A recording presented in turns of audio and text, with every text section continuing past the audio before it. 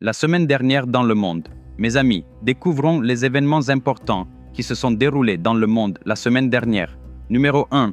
En général, si nous voulons kidnapper quelqu'un, nous avons besoin d'un plan bien ficelé. Nous vérifions si personne ne nous observe, si la personne que nous voulons kidnapper va crier, etc. Nous prenons beaucoup de précautions. Pour kidnapper une personne, nous avons besoin d'au moins 3 ou 4 personnes. Mais que se passe-t-il si une seule personne, plus petite, kidnappe 12 personnes beaucoup plus grandes qu'elle? Cela semble incroyable, mais c'est exactement ce qui s'est passé en Chine. C'est la première fois dans l'histoire qu'un tel événement se produit. Il s'agissait d'un enlèvement très sophistiqué. Le kidnappeur ne mesurait qu'un pied, tandis que les personnes kidnappées mesuraient toutes au moins 5 pieds. Vous vous demandez qui était ce ravisseur extrêmement intelligent. Il s'agissait d'un petit robot. Ce petit robot se trouvait dans un magasin, puis il s'est rendu dans un autre magasin voisin. Grâce à son intelligence artificielle, il a facilement kidnappé 12 robots plus grands, comme un ravisseur professionnel. Cependant, il a commis une erreur de raisonnement cruciale et a fini par se faire attraper. Tout a été filmé par une caméra de vidéosurveillance. Sur les images, on peut voir un petit robot appelé Airby, fabriqué par une entreprise de robotique basée à Hangzhou, entrer dans un showroom de robotique à Shanghai. Là, il aperçoit 12 robots plus grands que lui et commence à communiquer avec eux. L'un des gros robots dit « Je ne peux pas partir sans permission ». Le petit robot Airby répond « Alors tu peux rentrer chez toi ?» Le gros robot répond « Je n'ai pas de maison ».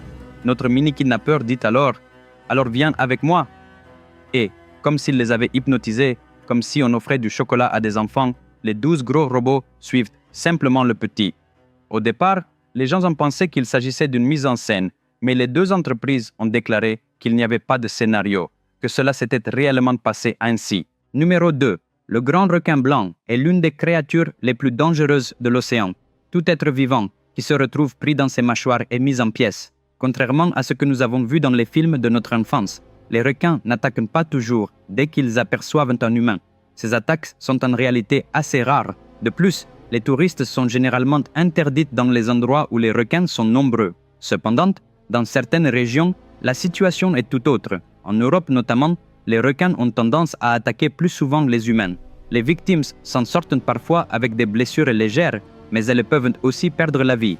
Récemment, une nouvelle attaque de requins a eu lieu en Nouvelle-Zélande. Un jeune homme de 24 ans, nommé Dixon, était en excursion avec sa famille. Ils ont loué un bateau et sont partis en mer. Après avoir parcouru une certaine distance, toute la famille s'est mise à nager et à s'amuser. Au bout d'un moment, tout le monde était fatigué et est remonté à bord du bateau. Mais Dixon a replongé pour nager encore un peu. C'est alors qu'un grand requin blanc est apparu de manière inattendue. Le requin a pris Dixon pour une proie et l'a attaqué, le blessant gravement. Sa famille a réagi rapidement et l'a secouru, mais Dixon est décédé pendant son transport à l'hôpital. Depuis 1860, 29 personnes ont perdu la vie à la suite d'attaques de requins en Nouvelle-Zélande. Selon l'index International Shark Attack File, les grands requins blancs attaquent très rarement les humains. Numéro 3. On dit qu'il n'y a pas de Dieu plus grand qu'une mère. Pourtant, ici, une mère a ligoté sa fille de 13 ans dans un garage, l'a torturée pendant des jours et l'a tuée. Une femme nommée Natasha a adopté cette jeune fille de 13 ans dans un orphelinat. Comme la jeune fille n'avait pas de mère, elle considérait Natasha comme la sienne. Elle est arrivée pleine d'espoir, mais n'a pas connu un seul jour de paix. Chaque jour, Natasha la battait, la réprimandait et la traitait comme une esclave. Elle ne la nourrissait même pas correctement. Finalement, la jeune fille, qui croyait avoir une nouvelle vie, a perdu la sienne. Après avoir commis cet acte horrible, Natasha a fait comme si elle ne savait rien. Elle a appelé la police et a dit « Ma fille est dans le garage et a perdu connaissance ». Lorsque la police est arrivée, les agents ont été choqués. Ils ont déclaré n'avoir jamais vu un incident aussi horrible en 30 ans. Le corps de la jeune fille a été retrouvé vêtu uniquement d'une couche. Elle était affamée depuis plusieurs jours et avait subi de graves tortures physiques. Au début, la police n'arrivait pas à comprendre ce qui s'était passé, ni comment la fillette était morte. Plus tard, ils ont interrogé Natasha à leur manière et ont découvert la vérité. Et dire que Natasha avait déjà 4 autres enfants. Numéro 4. Tout ce que fait Kim, que j'appelle Kim Mama, il le fait d'une manière très particulière. Nous savons tous que la Corée du Nord et la Corée du Sud ne s'entendent pas. Kim ne reste jamais inactif lorsqu'il s'agit de provoquer la Corée du Sud. Devinez ce qu'il fait actuellement.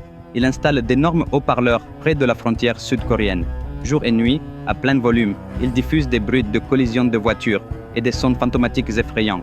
ils ne se contentent pas d'irriter légèrement les villages frontaliers de la Corée du Sud, ils les rendent absolument misérables. Les habitants ne peuvent pas travailler pendant la journée à cause de maux de tête atroces, et la nuit, ils ne peuvent pas dormir à cause du bruit. C'est une torture 24 heures sur 24, 7 jours sur 7. Les habitants de ces villages souffrent psychologiquement. Cela ne dure pas depuis un jour ou deux, mais depuis des mois. Mes amis, si vous lisez une seule histoire très intéressante, cela peut changer la vie d'une personne, le croyez-vous? Si vous lisez cette histoire à vos enfants, ils peuvent apprendre les valeurs dont ils ont besoin dans leur vie, le croyez-vous? Pour tout problème que vous rencontrez actuellement ou que vous pourriez rencontrer à l'avenir, vous pouvez trouver une solution en lisant simplement une histoire, le croyez-vous?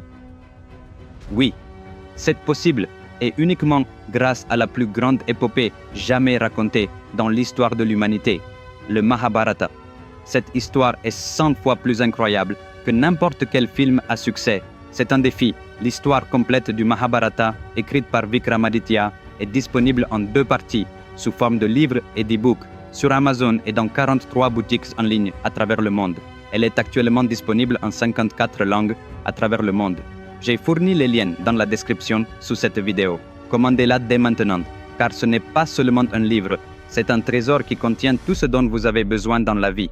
Numéro 5.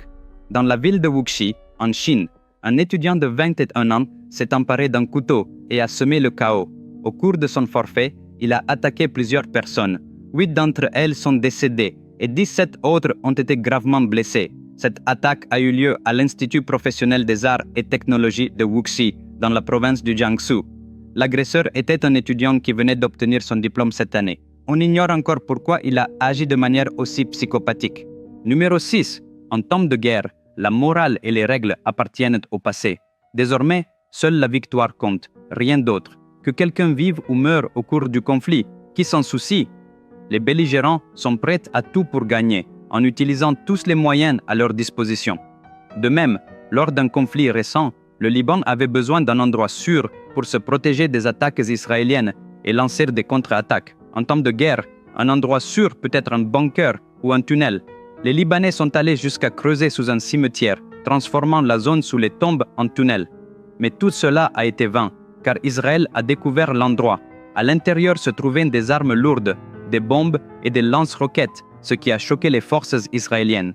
Si ce tunnel n'avait pas été découvert, Israël aurait subi d'énormes dégâts. Numéro 7. Les véhicules qui se déplacent à une vitesse égale ou supérieure à celle du son sont appelés supersonics. En 1786, British Airways a conçu l'avion Concorde, qui a fait le tour du monde en seulement 29 heures et 59 minutes. Plus tard sont apparus les avions hypersonics, capables de voyager à 5 fois la vitesse du son, soit environ 5000 km/h, ce qui leur permettait de faire le tour de la Terre en seulement 7 heures. Cependant, ils sont principalement utilisés pour transporter des missiles ou du fret. Nous ne disposons toujours pas d'avions de ligne capables d'atteindre une telle vitesse. Une entreprise chinoise appelée Space Transportation travaille depuis un certain temps sur un avion supersonique destiné au transport de passagers. Récemment, le South China Morning Post a publié un article sur leur prototype d'avion cargo qui vole à 4 fois la vitesse du son, soit environ 1234 km/h multiplié par 4, ce qui équivaut à 5000 km/h. Selon eux, il sera prêt à accueillir des passagers d'ici 2027. Les Chinois ne sont pas les seuls à se lancer dans cette aventure. Une entreprise américaine appelée Venus Aerospace développe également un avion hypersonique baptisé Stargazer, qu'elle prévoit de mettre en service d'ici 2030.